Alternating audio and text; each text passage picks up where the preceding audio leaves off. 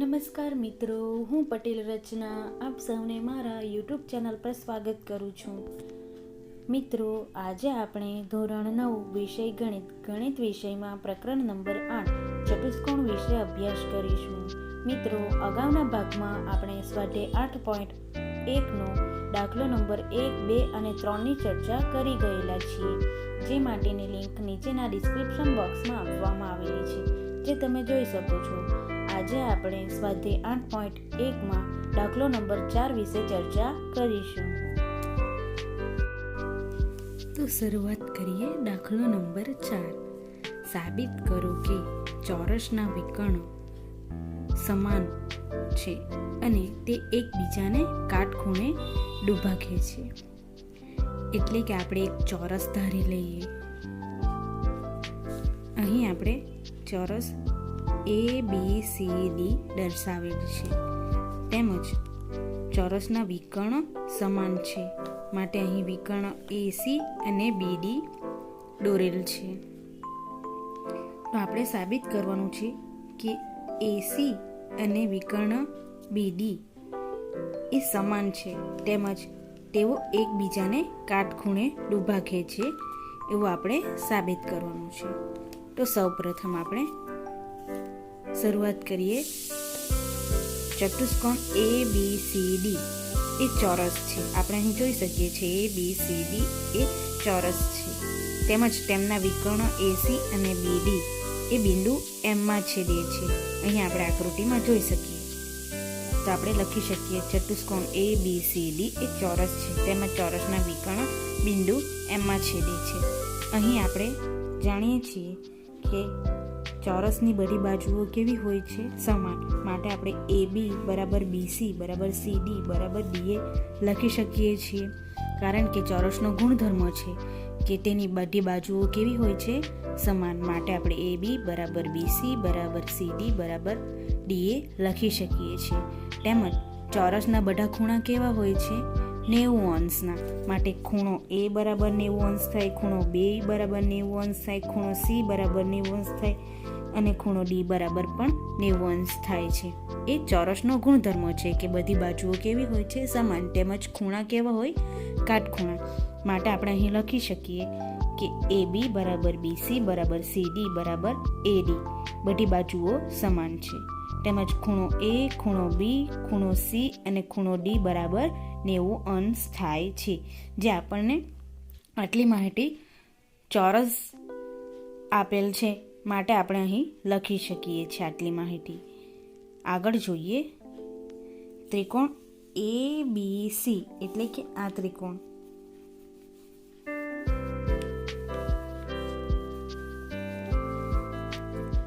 અને ત્રિકોણ BCD. ત્રિકોણ ABC અને ત્રિકોણ BCD માટે વાત કરીએ આપણે. ત્રિકોણ ABCમાં AB એટલે કે આ બાજુ અને CD બાજુ કેવી થવાની? આ ત્રિકોણ ABC છે અને ત્રિકોણ BCDમાં AB અને CD બાજુ કેવી થવાની? સમાન. એટલે કે ઇક્વલ. AB બરાબર આપણે CD લખી શકીએ છીએ, કારણ કે ચોરસની બાજુઓ કેવી છે? સમાન. ચોરસની બધી બાજુઓ AB, BC, CD, DA એટલે માટે આપણે ત્રિકોણ ABC અને ત્રિકોણ BCDમાં આપણે AB અને CD બાજુઓ આપણે સમાન લખી શકીએ, કારણ કે ચોરસની બધી બાજુઓ સમાન છે. તેમજ ત્રિકોણ ABCમાં ખૂણો B અને ત્રિકોણ BCDમાં ખૂણો C એટલે કે ખૂણો B બરાબર ખૂણો C લખી શકીએ, કારણ કે ચોરસના બધા ખૂણા કેવા છે? સમાન. તેમજ ત્રિકોણ ABC અને ત્રિકોણ BCDમાં સામાન્ય બાજુ કઈ થઈ? બંને ત્રિકોણમાં આવે તે બાજુ BC થઈ, માટે BC બરાબર BC થયું. આમ આપણે લખી શકીએ ત્રિકોણ ABC અને ત્રિકોણ BCD માટે AB બરાબર CD થયું. આપણે આકૃતિમાં જોયું AB બરાબર CD થયું, કારણ કે ચોરસની બાજુ છે, માટે AB બરાબર CD લખી શકીએ. તેમજ ખૂણો બી બરાબર ખૂણો સી લખી શકીએ, કારણ કે ચોરસના ખૂણા છે. ખૂણો બી બરાબર ખૂણો સી થાય, કારણ કે ચોરસના ખૂણા બધા કેવા હોય? 90 અંશના, એટલે ખૂણો બી બરાબર ખૂણો સી આપણે લખી શકીએ. અને બીસી બરાબર બીસી, કારણ કે સામાન્ય બાજુ છે, બંને ત્રિકોણમાં આવે તેવી બાજુઓ છે. ત્રિકોણ ABC અને ત્રિકોણ BCDમાં બંને બાજુ આવે તેવી સામાન્ય બાજુ BC છે, માટે BC બરાબર BC. માટે બા પૂર્વધારણા અનુસાર ત્રિકોણ ABC અને ત્રિકોણ BCD એકરૂપ છે એમ કહી શકાય. અહીં જોઈ શકીએ છીએ AB બરાબર CD બાજુ, તેમજ ખૂણા B ખૂણો C બરાબર, તેમજ BC બરાબર BC સામાન્ય બાજુ. માટે બાજુ ખૂણા બાજુ પૂર્વધારણા અનુસાર ત્રિકોણ ABC અને ત્રિકોણ BCD એકરૂપ છે એમ લખી શકીએ છીએ. જો ત્રિકોણ ABC અને ત્રિકોણ BCD એકરૂપ છે તો આપણે AC બરાબર BD લખી શકીએ, કારણ કે ત્રિકોણ ABC અને ત્રિકોણ BCD એકરૂપ છે તો તેના અંગો એ એકરૂપ થવાના, સમાન થવાના. ત્રિકોણ ABC અને ત્રિકોણ BCD એ એકરૂપ છે તો તેના અંગો એટલે કે AC, ત્રિકોણ ABCમાં AC અને ત્રિકોણ BCDમાં BD આપણે સમાન લખી શકીએ, કારણ કે ત્રિકોણ ABC અને ત્રિકોણ BCD એ સમાન છે, માટે આપણે AC બરાબર BD લખી શકીએ.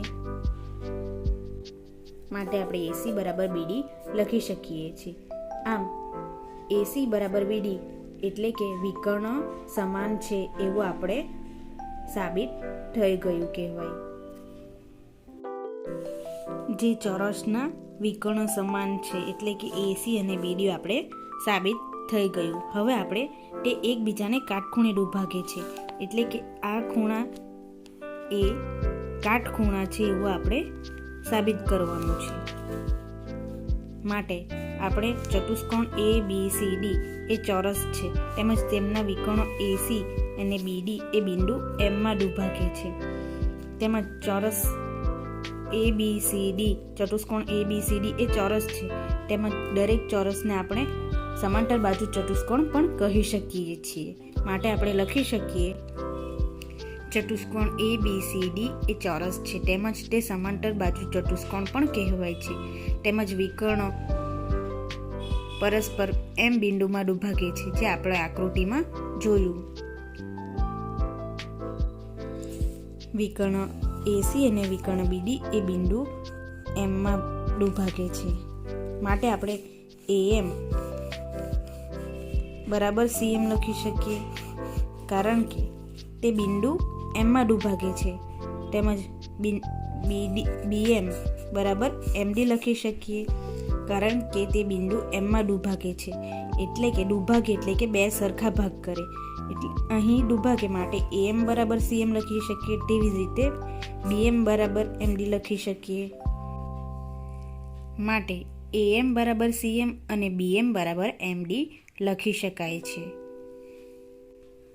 હવે આપણે આ ખૂણા કાટખૂણા છે એવું સાબિત કરવાનું છે, તો તે માટે આપણે ત્રિકોણ AMB, આ ત્રિકોણ AMB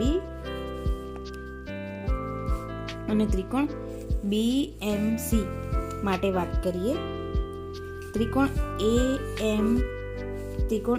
AMB માં AM બરાબર CM છે. ત્રિકોણ AMB માં AM બરાબર CM છે, કારણ કે વિકર્ણ એ પરસ્પર M બિંદુમાં દુભાગે છે, માટે આપણે AM બરાબર CM લઈ શકીએ. તેમજ AMB અને BMC માં સામાન્ય બાજુ BM થઈ. તેવી જ રીતે ત્રિકોણ AMB અને BMC માં AB અને BC બાજુ બરાબર થાય, કારણ કે ચોરસની બધી બાજુઓ કેવી કહી શકાય? સમાન. માટે આપણે AB બરાબર BC લખી શકીએ. માટે ત્રિકોણ AMB અને ત્રિકોણ BMC માટે AM બરાબર CM, કારણ કે વિકર્ણ એ પરસ્પર M બિંદુમાં દુભાગે છે, માટે AM બરાબર CM લખી શકાય. AM બરાબર CM લખી શકાય, કારણ કે બિંદુ M માં દુભાગે છે, એટલે કે બે સરખા ભાગ કરે છે, એટલે AM બરાબર CM લખી શકાય છે. BM બરાબર BM લખી શકાય, સામાન્ય બાજુ છે. ત્રિકોણ AAMB અને BMC માં બંને ત્રિકોણમાં આવતી બાજુ સામાન્ય બાજુ એ BM થાય છે, માટે BM બરાબર BM લખી શકાય. BM બરાબર BM, AB બરાબર BC, કારણ કે ચોરસની બાજુ છે. ત્રિકોણ AMB અને BMC માં AB અને BC બાજુ સમાન થાય છે, કારણ કે ચોરસની બાજુઓ છે. ચોરસની બધી બાજુઓ સમાન હોય છે, માટે આપણે AB બરાબર BC ત્રિકોણ AMB અને ત્રિકોણ BMC માટે લખી શકીએ છીએ. માટે બાજુ અને બાજુ પૂર્વધારણા અનુસાર ત્રિકોણ AMB અને ત્રિકોણ BMC એકરૂપ છે એવું આપણે લખી શકીએ. બાજુ પૂર્વધારણા અનુસાર ત્રિકોણ AMB અને ત્રિકોણ BMC એ એકરૂપ છે એવું આપણે લખી શકીએ. માટે ત્રિકોણ AMB અને ત્રિકોણ BMC જો એકરૂપ હોય તો તેના ખૂણા કેવા હોય છે? સમાન થવાના. એટલે કે આ ખૂણો અને આ ખૂણો સેમ થવાનો. આ 50 નો હોય તો આ પણ 50 નો થવાનો. આ 90 હોય તો આ પણ 90 થવાનો. માટે આપણે લખી શકીએ ખૂણો AMB બરાબર ખૂણો BMC થાય છે. અહીં આપણે આકૃતિમાં જોઈ શકીએ છીએ ખૂણો AMB એટલે કે આ ખૂણો અને BMC એટલે કે આ ખૂણો એ રેખિક જોડના ખૂણા છે. રેખિક જોડના ખૂણા એટલે કે એક જ રેખા પર આવેલા પરસ્પર રેખાથી છેદવાથી બનતા બે ખૂણા એટલે કે એક જ રેખા પર બનતા બે ખૂણા એટલે કે રેખિક જોડના ખૂણા છે. માટે AMB અને ખૂણો BMC એટલે કે આ બે ખૂણા કેવા છે? રેખિક જોડના ખૂણા. અને રેખિક જોડના ખૂણાનો સરવાળો કેવો થાય છે? 180 થાય છે. માટે આપણે ખૂણો AMB વત્તા ખૂણો BMC બરાબર 180 લખી શકીએ છીએ. અહીં ખૂણો AMB અને ખૂણો BMC એ રેખિક જોડના ખૂણા છે. માટે ખૂણો AMB વત્તા ખૂણો BMC બરાબર 180 લખી શકાય છે. માટે ખૂણો AMB વત્તા ખૂણો AMB બરાબર 180 થાય છે. અહીં આપણે ખૂણો BMC ની જગ્યા પર ખૂણો AMB લખ્યું છે, કારણ કે અહીં આપણે બાજુ પૂર્વધારણા અનુસાર સાબિત કર્યું કે ત્રિકોણ AMB અને ત્રિકોણ BMC એકરૂપ છે. માટે તેના ખૂણા AMB બરાબર ખૂણો BMC થાય છે. માટે આપણે ખૂણો BMC ની જગ્યાએ આપણે ખૂણો AMB લખી શકીએ છીએ. માટે અહીં આપણે ખૂણો BMC ની જગ્યાએ ખૂણો AMB લખ્યું છે. માટે ખૂણો AMB વત્તા ખૂણો AMB બરાબર બે ખૂણો AMB બરાબર 180 થાય છે. માટે ખૂણો AMB બરાબર 180 ભાગ્યા 2 થાય છે. માટે આપણને ખૂણો AMB કેટલો મળે? 90 અંશનો. માટે આપણે ખૂણો AMB એ કાટખૂણો છે એમ કહી શકીએ. 90 અંશનો ખૂણો AMB મળે એટલે 90 અંશ એટલે કે કાટખૂણો. માટે ખૂણો AMB એ કાટખૂણો છે એમ લખી શકીએ.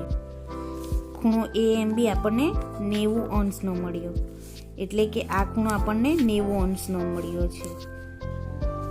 અહીં આપણને આ ખૂણો 90 અંશનો મળે તો આ ખૂણો પણ કેટલાનો થાય? 90 અંશનો થાય, કારણ કે અભિકોણના ખૂણા છે. અભિકોણના ખૂણો અહીં તમે જોઈ શકો છો, અભિકોણના ખૂણા મળે એટલે કે આ ખૂણો 90 હોય તો આ ખૂણો પણ 90 થાય. તેવી જ રીતે કે આ ખૂણો 90 હોય તો આ ખૂણો પણ 90 થાય, કારણ કે એ રેખિક જોડના ખૂણા છે. તેવી જ રીતે આ ખૂણો 90 હોય તો અભિકોણના ખૂણાની રીતે આ ખૂણો પણ 90 થાય. માટે આ ખૂણો 90 થયો, આ ખૂણો પણ 90 થયો, આ ખૂણો પણ 90 થયો અને આ ખૂણો પણ 90 થયો. માટે ચતુષ્કોણ ABCD ના બધા ખૂણા કેવા થયા? 90 અંશના થયા. માટે આપણે લખી શકીએ ખૂણો AMB બરાબર ખૂણો BMC બરાબર ખૂણો CMD બરાબર ખૂણો DMA બરાબર આપણે 90 લખી શકીએ છીએ. માટે અહીં આપણે લખી શકીએ ખૂણો AMB બરાબર ખૂણો BMC બરાબર ખૂણો CMD બરાબર ખૂણો DMA બરાબર આપણે 90 અંશ લખી શકીએ, કારણ કે બધા ખૂણા આપણને કેવા મળ્યા? 90 અંશના મળ્યા. આપણે આકૃતિમાં સમજ્યા તે રીતે આપણે અહીં બધા ખૂણાને 90 અંશ લખી શકીએ. માટે ચોરસના વિકર્ણ પરસ્પર કાટખૂણે દુભાગે એવું આપણે કહી શકીએ. અહીં આપણને બધા ખૂણા કેવા મળ્યા? 90 અંશના. માટે અહીં ચોરસના વિકર્ણ AC અને BD એ કાટખૂણે દુભાગે એવું કહી શકીએ, કારણ કે અહીં બધા આપણને ખૂણા કેવા મળ્યા? 90 અંશ. 90 અંશ એટલે કે કાટખૂણો. માટે આપણે AC અને BD એકબીજાને કાટખૂણે દુભાગે એવું કહી શકીએ છીએ, જે આપણે સાબિત કરવાનું હતું કે તે એકબીજાને કાટખૂણે દુભાગે છે તેવું આપણે સાબિત કરવાનું હતું. તે સાબિત થાય છે.